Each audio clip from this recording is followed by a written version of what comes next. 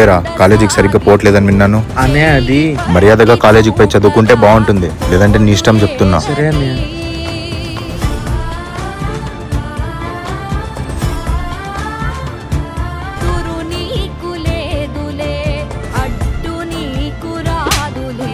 ఏంద్రే అలవాట్లు? నీకు కొంచెమన్నా బుద్ధి జ్ఞానం ఉందా? నీ ఆరోగ్యం ఏం కావాలి? ఇలా రోడ్డున కూర్చొని సిగరెట్లు తాగుతుంటే నా పరువేం కావాలరా? అయ్యో తప్పైపోయింది అన్నయ్య. నువ్వు నా తమ్ముడని చెప్పుకోవడానికి సిగ్గుగా ఉంది. ఈ జన్మకు మారు, నీతో మాటలు అనవసరం.